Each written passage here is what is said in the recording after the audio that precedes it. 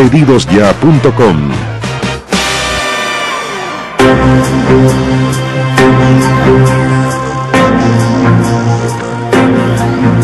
Volvemos para analizar lo que decíamos antes de la pausa comercial. Siempre es bueno mirar cuán transparentes son nuestras instituciones, sobre todo al momento del financiamiento o cuando se utilizan recursos que pueden provenir del sector privado, pero que terminan en entidades que uno considera son públicas, o cuando la plata derechamente es de todos nosotros. Bueno, de eso vamos a conversar con nuestros invitados, a quienes voy a presentar a continuación, y agradezco estén aquí en el programa. Jorge Ramírez, investigador del programa Sociedad y Política de Libertad y Desarrollo, gracias por estar aquí, bienvenido. Buenas noches. Buenas noches. José Antonio Viragallo, presidente de Chile Transparente, gracias por estar aquí. ¿Qué tal? Gracias por invitarme. Buenas noches. Y Juan Pablo Luna, académico del Instituto de Ciencia Política de la UC, muchas gracias por estar aquí. Bienvenido, buenas noches. Muchas gracias.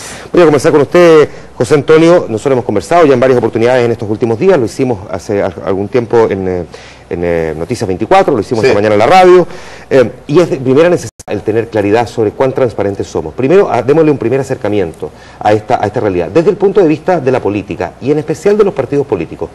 ¿Qué tanta claridad tenemos sobre cómo se financian? A ver, yo primero diría que cuando se dictó la ley de acceso a la información pública el año 2009, así es, dimos un paso muy importante en el país. Sin embargo, esa ley no obliga a los partidos políticos, porque los partidos políticos en la Constitución están como a mitad de camino. Si bien se les reconoce una función pública, aunque limitada, no se los considera personas jurídicas de derecho público. Entonces, los partidos no están obligados a una transparencia activa como lo están los ministerios, las intendencias, el Congreso, el Poder Judicial, etc. Entonces, sin embargo, sería una buena práctica que los ciudadanos pudieran, entrando a la página web del partido, conocer cuál es su estructura interna, cuáles son sus posiciones políticas, cómo es su método de financiamiento, en qué gastan, etc. Y por eso Chile Transparente hizo este índice junto con Plural, con apoyo de la Fundación Konrad Adenauer y Avina, que dimos a conocer hace un tiempo atrás, y pensamos repetirlo cada 6 meses. No tanto para acusar, no para decir, mire, fíjese que no son transparentes, sino que para estimular. O sea, la idea nuestra es que en 6 meses más las cosas sean mucho mejor. Es una manera de mirar el vaso medio lleno, no medio vacío. Ahora, José Antonio, ¿cuál es la conclusión que sacan después de este levantamiento de información? Yo creo que en general... el esfuerzo por estimular. Sí, en general no hay un hábito en los partidos de transparencia activa. O sea, no salen con buenas notas. No salen con buenas notas, uno es un poco mejor que otro, pero en general no está en la costumbre de los partidos poner su información en la página web como hay en otros países. Sin embargo, quiero señalar que se ha producido una reacción positiva de los partidos una vez que se ha conocido el índice. Entonces yo espero que en los próximos 6 meses, como digo, la foto sea mucho mejor. Voy a preguntarle entonces a Jorge también cuál es la conclusión que se puede desprender a partir de este estudio, porque no es la primera vez. Lo que pasa es que yo creo que siempre es bueno ir remarcando y recalcando que todavía falta avanzar en el sentido de la transparencia. Yo creo que en función de no solamente mayor tranquilidad, sino que también de poder recuperar de alguna forma el prestigio de los partidos políticos, visto además en términos generales, no aparecen bien evaluados en las encuestas, y uno podría atribuir, entre otras razones, precisamente más bien esta ausencia de información completa, por decirlo de manera elegante. No, por supuesto. Uno agradece, digamos, como analista de los asuntos políticos, que surjan este tipo de iniciativas porque, de algún modo, primero permite abordar el tema de las reformas políticas institucionales desde una perspectiva más sistémica, ¿ya? Se habla mucho de algunas reformas políticas como la del binominal, que tienden a acaparar la atención de los medios de comunicación y de la agenda pública, pero sabemos, en el fondo, que esas reformas aisladas, sin una mirada sistémica que aborden, por ejemplo, la modernización de los partidos, que aborden temas de la lógica interna, que abran esta suerte de caja negra que muchas veces son los partidos políticos, claramente son un estímulo positivo para fomentar buenas prácticas. Yo leo en clave de fomentar buenas prácticas en términos de abrir estas cajas negras que son los partidos políticos, que muchas veces se genera una dinámica extraña porque son instituciones algo autorreferenciadas, algo cacofónicas, ¿cierto?, que operan en lógicas muy cerradas y tienden a no abrirse a la ciudadanía. Y en Chile tenemos una situación que probablemente el profesor Luna, que ha investigado más estos temas en profundidad, el sistema de partidos chileno era mirado con mucha admiración, digamos, por los comparativistas, porque era relativamente estable, pero paulatinamente se ha ido desarraigando a la sociedad. Y yo creo que el tema de la transparencia puede ser en gran medida una de esas variables intervinientes en el descrédito ciudadano que experimenta. Yo, por citar un dato, la última encuesta bicentenaria de IMARC tiene un punto que duele mucho, digamos, de todas las instituciones, digamos, iglesias, asociaciones de la sociedad civil, etcétera, los partidos, los encuestados dicen que los partidos políticos son la institución que más debilita la democracia, cuando debería ser todo lo contrario. Claro, porque además nos encontramos aquí, Juan Pablo, con otro tema adicional que me parece que es bastante complejo de resolver.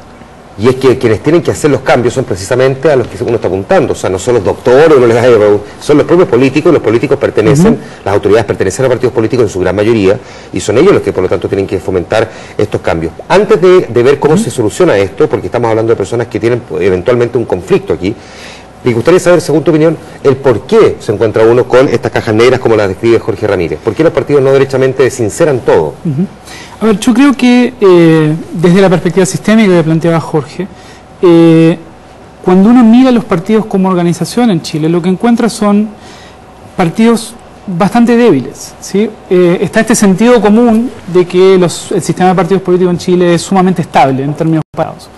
Pero es un sistema de partidos muy ilegítimo en términos sociales y al mismo tiempo cuando uno mira dentro de las organizaciones de los partidos, lo que encuentra son partidos débiles, ¿sí? Partidos donde existen grados muy fuertes de personalización, donde liderazgos personalistas, donde caudillos locales tienen poder muchas veces mayor al de algunas directivas. Son partidos, y esto lo refleja también el estudio que estábamos comentando, donde hay cierta debilidad programática o dilución programática. Digamos. No sabemos muy bien dónde están los partidos en términos de temas claves para la sociedad, ¿sí? Los partidos como organización, como colectivos. Nuevamente lo que tenemos son líderes individuales hablando de esos temas. Son partidos sumamente frágiles en términos financieros, ¿sí? Muchas veces los partidos o dependen de mecenazgos también personales, y que tienen mucha influencia en lo que pasa luego en el partido. Hay partidos que han hecho en el pasado inversión inmobiliaria, y con esa inversión inmobiliaria logran financiar su funcionamiento, pero hay otros partidos que son muy débiles, que no pueden, por ejemplo, financiar salidas a terreno como partido, ir a regiones, a hablar qué somos como partido, a formar cuadros, a digamos, a relacionarse con la sociedad Juan más Pablo, lo que lo hacen hoy. ¿De dónde sacan la plata los partidos hoy día? No sabemos muy bien. Pero ¿de dónde sospechamos que sacan la plata? Yo creo que hay que distinguir entre dos arenas. Por un lado, la arena de las campañas electorales. Ahí hay regulación, hay un sistema de donaciones, hay cierta capacidad de seguimiento del financiamiento electoral en las campañas. En términos del financiamiento de los partidos, lo único que dice la ley es que no pueden ser financiados por agencias externas, digamos, por organizaciones extranjeras. Todo lo demás es una caja negra donde no se sabe muy bien qué es lo que pasa. Los partidos que fueron disueltos en el periodo de la dictadura y que les expropiaron sus bienes, se les compensó, bueno, el retorno a la democracia. Entonces ahí tenemos, por ejemplo, Renovación Nacional, heredero del Partido Nacional, y tenemos la Democracia Cristiana, Partido Radical, PPD, Partido Socialista, Partido Comunista, por lo menos esos que yo sepa. Esos en general se les entregó una cantidad de dinero, cada uno lo ha usado de manera diferente, algunos pueden ser con inversiones, fondos, en fin, y eso da una renta que a veces les cubre como el financiamiento básico. Ya, pero ni siquiera eso sabemos, ni siquiera debiéramos saberlo. Pero no lo sabemos. No lo sabemos. Debiera, no es una obligación legal, pero sí debiera ser una obligación de buena práctica. Y lo que aspiramos, yo creo cada vez más, es que haya un financiamiento básico público por la importancia de los partidos en la democracia, por ejemplo como México, por no decir como Alemania, pero que ahí la transparencia es un requisito esencial para que haya el financiamiento público. En el caso mexicano, se han pasado multas muy altas a los partidos que han infringido esta norma. Entonces, es como la contrapartida. Si es transparente, se justifica el financiamiento público. Si es opaco, una caja negra, claro, nadie va a aprobar financiamiento público. Ya, pero me lleva entonces de vuelta aquí al otro tema, Jorge, y es que en parte, como decía Juan Pablo, se encuentra uno con la realidad de que parte de esos recursos eventualmente, porque aquí estamos solo especulando, pero yo creo que es una especulación más bien aterrizada, no es simplemente un pensamiento al pasar, pueden provenir también de recursos que se obtuvieron mediante las campañas electorales. De hecho, si uno mira el estudio que hizo hace algún tiempo Claudio Agostini para el CEP y el CEPLAN, que demostraba la influencia que tiene efectivamente el gasto electoral en nuestro país, que puede ser mayor, por ejemplo, en países que como Estados Unidos, significa que, claro, Aquí hay candidatos que reciben mucha plata y que parte de esa puede derivar finalmente en los partidos políticos. Uno dirá, hasta ahí no pasa mucho. El tema es que la plata, de dónde viene, va y pasea, digamos, a través del candidato y llega al partido, y uno se pregunta por qué un grupo empresarial, por ejemplo, habría de querer financiar a una colectividad. Es muy buena tu pregunta porque es de fondo y es cómo se entienden las donaciones. O sea, primero hay que contextualizar. Chile tiene un sistema mixto de financiamiento, ¿ya? Es decir, que hay un componente, digamos, de aporte estatal mediante el reembolso que se da en las campañas y, como se decía acá, no hay un financiamiento basal, digamos, corriente.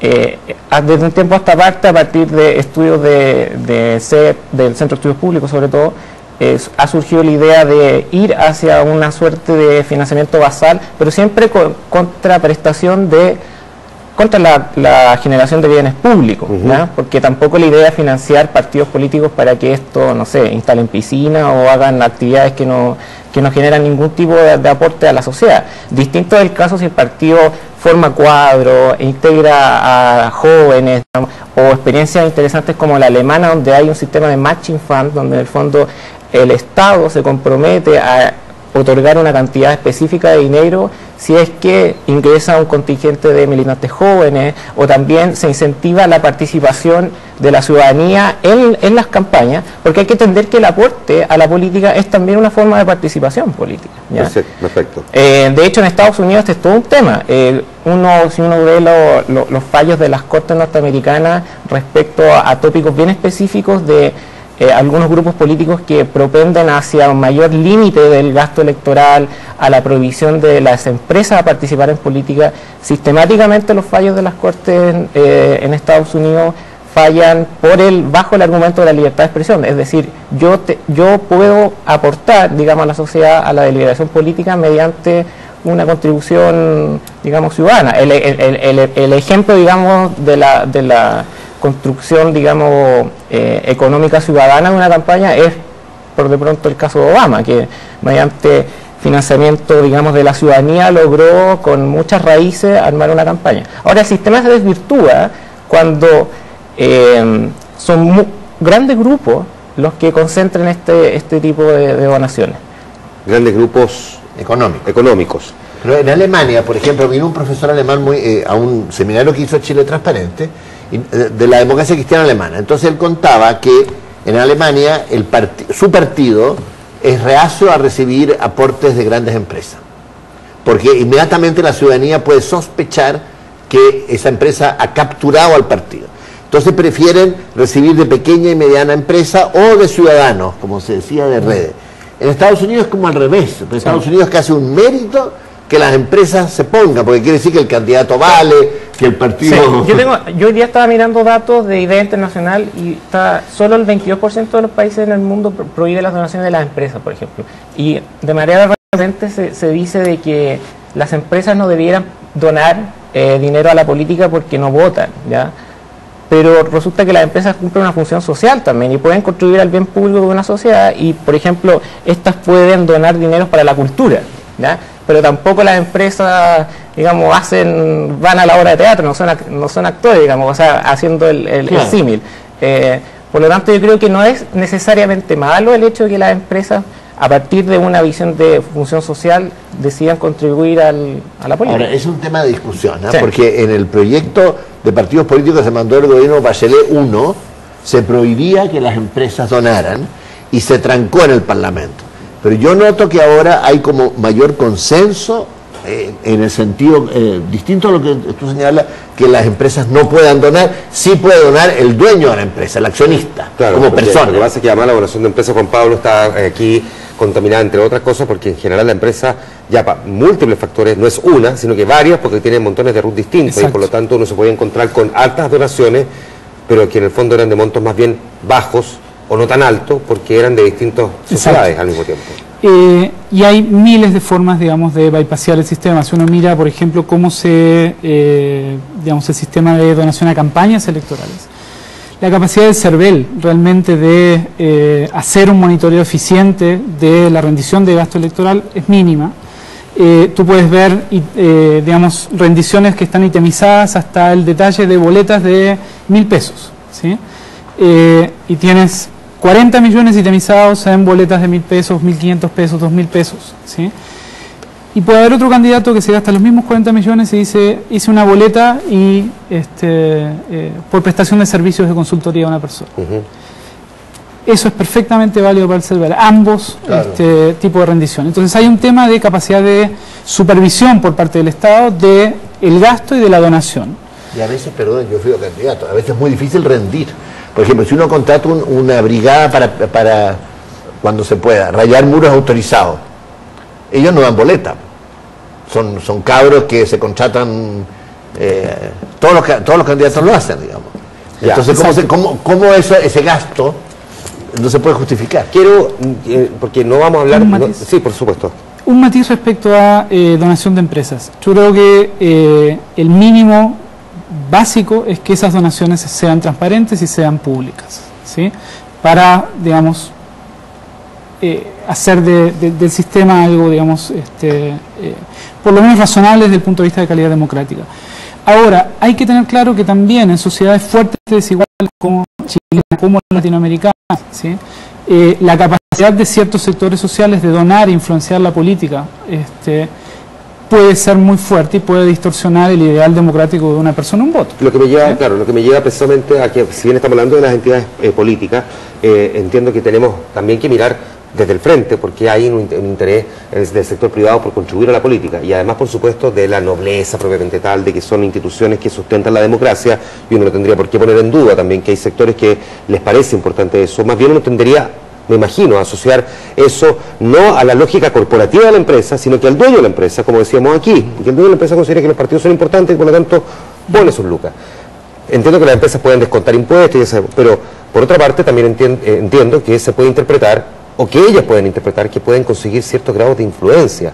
O sea, lo hemos visto en otras oportunidades, hemos tenido episodios complejos, probablemente el más bullado en el último tiempo es el de la diputada Martí Sassi, donde también se vio involucrada precisamente en una situación compleja. Sí, ese es el único caso delicado, la verdad. Claro, o sea, claro, digo, que derechamente parecía que cumplía ahí con todos los aspectos para ser cuestionado abiertamente. Pero la experiencia en general en el Parlamento chileno es que no ha habido compra de votos. No ha pasado como en el Parlamento argentino, como en el Parlamento brasilero, felizmente. O sea, yo creo que las donaciones que han hecho las empresas, en general, esa empresa después no pide una contraprestación, está fuera de la cultura, no tiene cara para decir, mire, como yo le di esta cantidad para su campaña, ahora usted vote de esta manera. Eso no creo que ocurra. Pero y yo creo que es indispensable que haya un financiamiento básico público. Eso ayudaría al funcionamiento de los partidos, como muy bien tú señalas, contra cosas específicas que esos partidos hagan. Entonces, para empezar a aterrizarlo, parto contigo de vuelta, ¿cómo podemos corregir este problema? Porque es un problema, en la práctica lo es. De acuerdo. Yo diría, nosotros hay una propuesta del CEP, hay una propuesta de Res Pública, nosotros en un proyecto del Centro de Políticas Públicas de la UC también estamos trabajando en esto. Básicamente, financiamiento público basal para comprar ciertas prestaciones, contraprestaciones de los partidos. Y esas contraprestaciones pueden ser, en primer lugar, transparencia. Si vamos a recibir dineros públicos, vamos a tener que rendir esto y esto va a tener que ser controlado o por el CERVEL o por la Contraloría, pero tiene que ser bien controlado y bien rendido. Si vamos a recibir donaciones y tolerar donaciones privadas, tenemos que hacerlas públicas. Y luego, trabajo programático, formación de cuadros, trabajo territorial, proyectos de ley de bancada. Hay muchas veces, digamos, que los partidos en el Parlamento no funcionan como partidos, funcionan más bien a partir otra vez de liderazgos más individuales. Hay una ley colombiana, digamos, que se está empezando a implementar estos años, hace un par de años, que justamente genera ese tipo de financiamiento basal. Y para mí es un buen modelo, yo diría un mejor modelo que probablemente el mexicano. Fíjate. Y es un modelo más realista para el caso de Chile que el modelo alemán.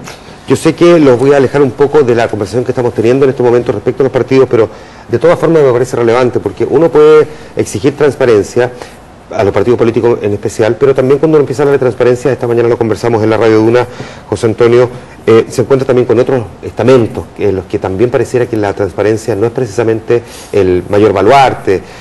Por ejemplo, en algunas ONG o en muchas ONGs donde conseguir información, de hecho, es muy, muy difícil. no es tan claro saber exactamente cómo obtienen su financiamiento, y uno podría, por lo tanto, empezar a sospechar también cuáles son las finalidades y motivaciones que hay detrás de esa misma ONG. Bueno, yo creo que el principio de transparencia tiene que avanzar en toda la sociedad. El sector público, desde luego, y hemos dado pasos importantes. El sector privado, y creo que hay mayor conciencia hoy día en el sector privado, y organismos de la sociedad. Y entre esos organismos están las ONG. Y yo creo que ellas también debieran tener la transparencia activa, ¿no?, en su página web y saber quién lo financia. Ahora, hay organismos que uno parte de la base que está todo bien. Por ejemplo, Hogar de Cristo. Uno dice, ya, está todo muy bien, además no tiene una función conflictiva. Pero hay otras ONGs que son muy conflictivas lo que plantean, para bien o para mal, a uno le guste, esté a favor o en contra. Pero es muy importante saber de dónde sacan los recursos. Claro, y me imagino que desde tu punto de vista también, Jorge, debe ser interesante, porque en parte las ONG de alguna forma también tienen alguna vinculación al menos lateral con los partidos. Sí, bueno, hay instrumentos institucionales a partir de los cuales se ha avanzado. Por ejemplo, está la ley de lobby, que de algún modo se hace cargo de lo que son las gestiones de intereses particulares, que está en la frontera con lo que podría ser la influencia que se asocia al financiamiento de la política. Pero me gustaría un punto de que el espíritu de la ley, en cuanto a, porque tenemos tres formas de donación, ¿cierto? Hay públicas, reservadas y anónimas. Para las campañas. Sí, para las campañas, sí, estoy hablando de ese tipo de financiamiento. El espíritu no es de que en el fondo se reúna gente en una sala oscura, digamos, con humo, y el espíritu a lo que apunta, claro, a lo que apunta es que, por ejemplo, en el caso de las donaciones reservadas, que no quede un medio de prueba que pueda ser utilizado o empleado para algún tipo de extorsión. ¿Ya? Por ejemplo, a ver si tengo un ejemplo. Te cito un ejemplo, por ejemplo, un comunicador. ¿Ya? El comunicador cumple una función social, digamos, y si tú quieres donar plata para una campaña, pero tú, bajo tu autopercepción, digamos, de comunicador, sientes y tienes el legítimo derecho a privacidad, digamos, es decir, yo quiero financiar una campaña, pero déjame interrumpir. Yo ya he contado aquí que yo viví esta experiencia hace algún tiempo, precisamente para la última campaña parlamentaria, donde quise donar plata a un determinado candidato y el candidato había tomado la determinación de sincerar toda su donación a través de su página web. Y lo que me frenó fue precisamente eso, que después alguien apareciera cuestionándome, claro, y que dijera, entonces queda inhabilitado para entrevistarlo. Exacto, porque si lo financia por algo será. Pero es un ejemplo pertinente. Entonces, ese es un... Lo que es un absurdo de partida, porque yo creo que uno no debería ser un problema que los comunicadores además sinceraran cuáles son sus simpatías políticas. Bueno, pero esa es otra discusión. Esa otra discusión. Sí, pero ese es el espíritu de la ley, ¿ya? A eso es lo que apunta. ¿No crees tú? Yo estoy de acuerdo con ese espíritu, pero yo creo que ya no podemos mantener una parte oculta del financiamiento. No, por supuesto que es discutible, pero solo quería poner sobre la mesa que ese es el espíritu de la ley, para que no se malinterprete. Esa ley fue un gran avance respecto a lo que había, pero ya debiera superarse. O sea, claro, debiera transparentar. Perdón, y se supera en parte también superando esta otra discusión, que tú decimos es otra discusión, pero que en el fondo es la misma, que no se le cuestiona a quién aporta una campaña y que por lo tanto se le cuestione o se le ponga en entredicho el haber financiado la campaña o haber puesto plata en la campaña de un determinado candidato y que por lo tanto eso lo inhabilite. Podríamos llevar ese mismo ejemplo, por ejemplo, a un caso, digamos, no con alta connotación pública, un trabajador, digamos, común y corriente de una empresa que podría ser por de pronto acosado por su tendencia política. Claro, cuestionado por su tendencia política. Entonces el tema no es trivial. No, me parece que interesante. Ya. Vuelvo aquí, sin embargo, al tema de la ONG, que también me parece que no es trivial y me gustaría saber cuál es tu opinión, Juan Pablo. Sí, yo creo que tenemos que profundizar transparencia, o sea, y parte del problema es, José Antonio decía, bueno, sabemos que no hay compra de votos en el Parlamento, ¿sí? Bueno, lo suponemos, experiencias vitales que hacen pensar que eso no es así, pero realmente no tenemos información suficiente para afirmarlo. No la tenemos. ¿Sí? Perdona, y otra mención que me hizo... lo importante pero es que no tenemos información para acusar. Entonces se presume una inocencia. De acuerdo. Pero sería mucho mejor tener la información. No cabe duda. Un elemento adicional a esta conversación que estamos teniendo, José Antonio, vuelvo a partir contigo en esta otra ronda. También hemos tenido, digamos, opacidad al momento de hacer, digamos, compras militares, o por no suficiente transparencia. Nos hemos encontrado con algún que otro problema. También lo estoy diciendo de manera bien diplomática, porque hemos tenido bastante, sí, con doros grandes.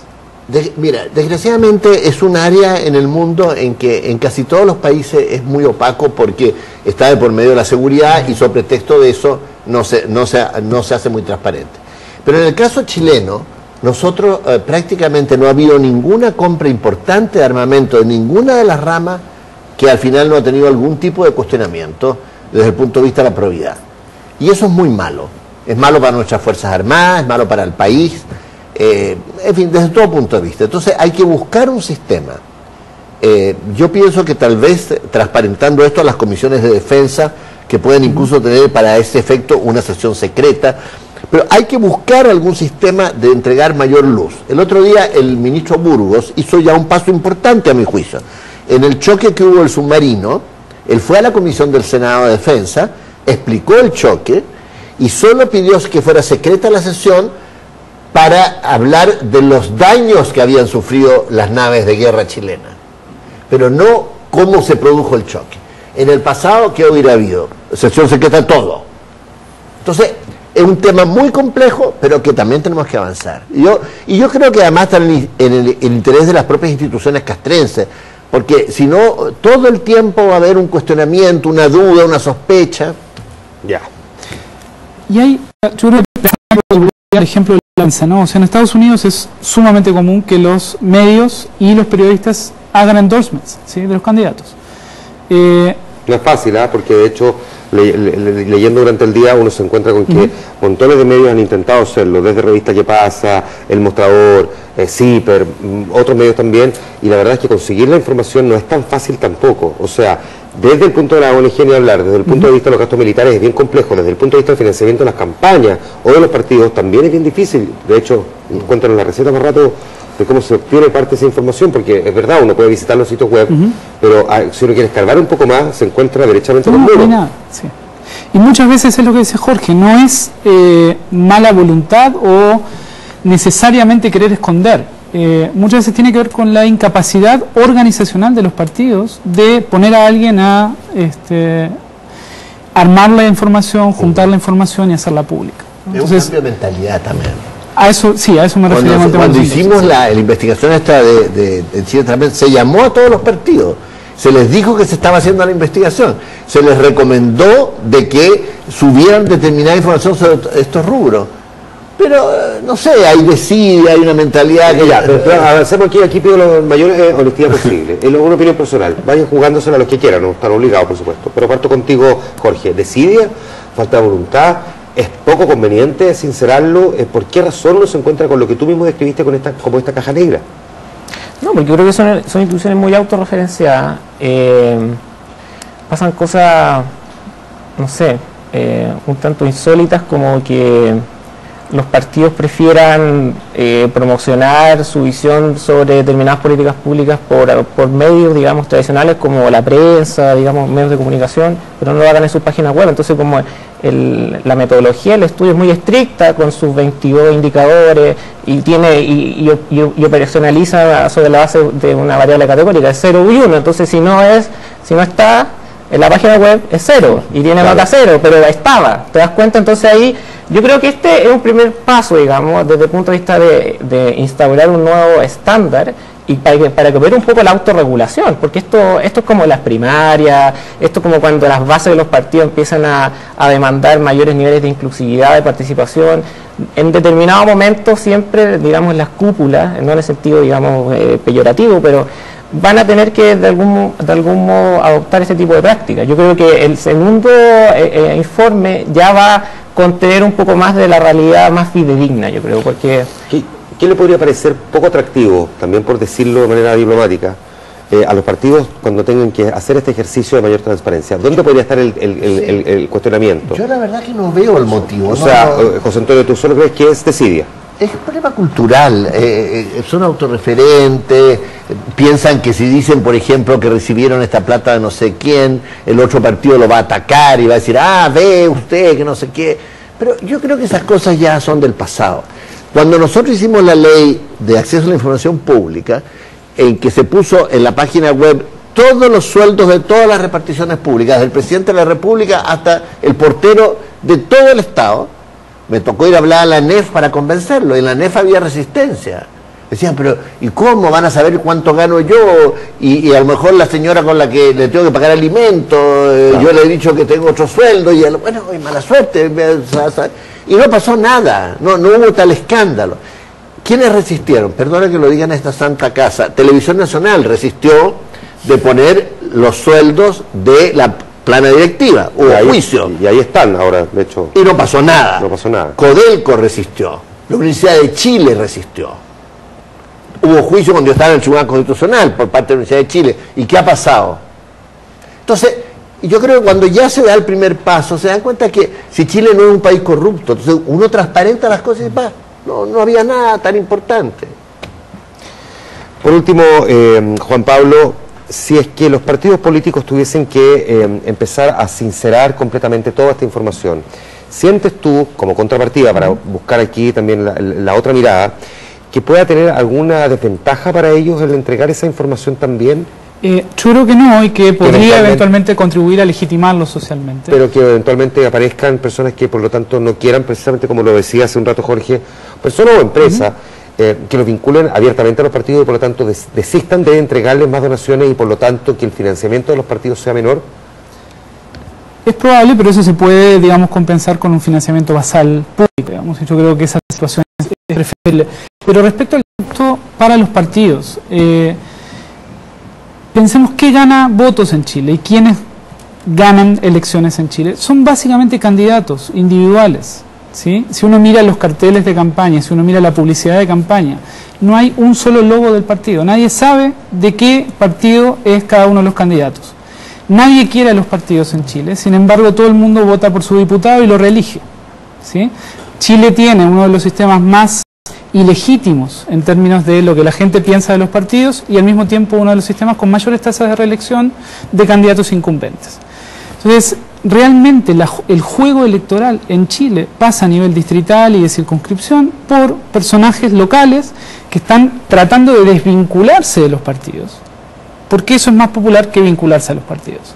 Entonces, yo creo la solución es mucho más compleja en el sentido de que hay que hacer que los partidos como institución y como organización cobren valor a nivel de la sociedad y a nivel de los propios políticos que hoy entienden que ganan más votos separándose de los partidos que... Entonces, si los partidos publican, digamos, su información, la gente está votando por candidatos. Perfecto.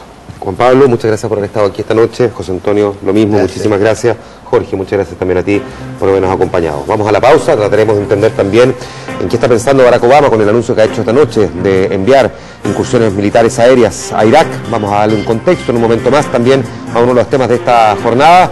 Ya lo abordamos, pero nos pausa, regresamos.